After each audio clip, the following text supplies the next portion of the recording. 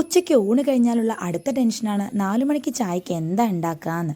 അങ്ങനെയുള്ള സമയങ്ങളിലായിരിക്കും അടുക്കളയിൽ ഗംഭീര പരീക്ഷണങ്ങളൊക്കെ നടക്കാറ്.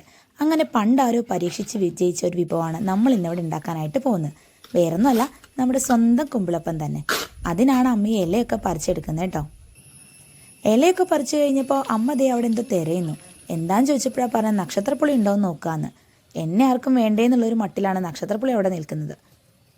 സങ്കടമൊന്നും വേണ്ടാന്ന് പറഞ്ഞ് അമ്മ പിന്നെ ദേ ഓരോ നക്ഷത്രപ്പുളിയായിട്ട് ഇങ്ങനെ പറിച്ചെടുത്തുകൊണ്ടിരുന്നു.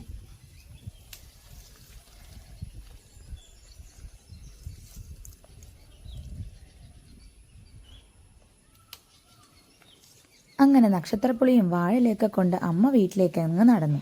പിന്നെ അമ്മ തേങ്ങയൊക്കെ പൊട്ടിച്ച് അത് കുനുകുനാന്നൊന്ന് അരിഞ്ഞെടുക്കാനായിട്ട് തുടങ്ങി. ഞാനപ്പോഴേക്കും ശർക്കര പാനിയും അതുപോലെ നമ്മുടെ ഏലക്കാ പൊടിയൊക്കെ ഒന്ന് റെഡിയാക്കി വെച്ചു. പിന്നീടുള്ള പണി നമുക്കത് പരിചയപ്പെടുത്തലാണ്. അതിനായി ഞാനങ്ങ് എല്ലാം അങ്ങ് എടുത്തു വെച്ചിട്ടുണ്ട്. ശേഷം ഒരു ബൗളിലോട്ട് ശർക്കര പാനി ഒഴിച്ച് അതിൽ അരിപ്പൊടിയാണ് ചേർത്ത് കൊടുക്കുന്നത്. വറുക്കാത്ത അരിപ്പൊടി തന്നെ നോക്കിയെടുക്കണം.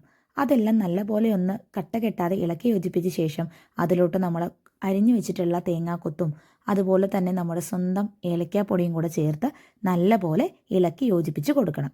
നന്നായി ഇളക്കി യോജിപ്പിച്ച് കഴിഞ്ഞാൽ അതൊരു 2 മണിക്കൂർ നമ്മൾ റെസ്റ്റ് ചെയ്യാനായിട്ട് മാറ്റി വെക്കണം. ആ ഒരു സമയം കൊണ്ട് നമുക്ക് വാഴയിലൊക്കെ വാട്ടി നല്ല വൃത്തിയാക്കിയിട്ട് വെക്കാം. ഈ ഒരു വലുപ്പത്തിലാണ് വാഴയില നമ്മൾ എടുത്തിട്ടുള്ളത്.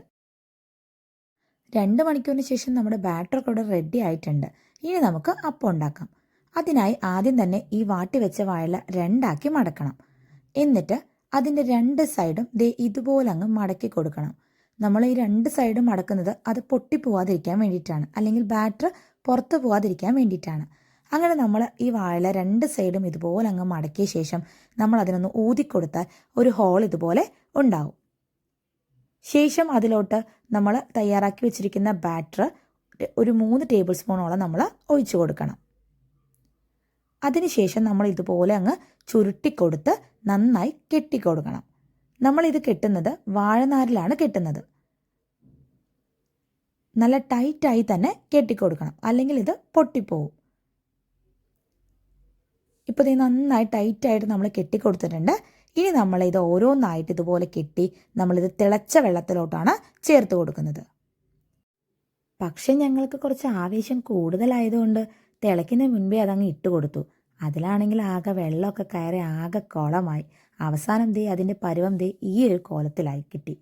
ഞങ്ങൾക്ക് ആകെ സങ്കടമായി. ഒരുപാട് നേരം കഷ്ടപ്പെട്ടതല്ലേ.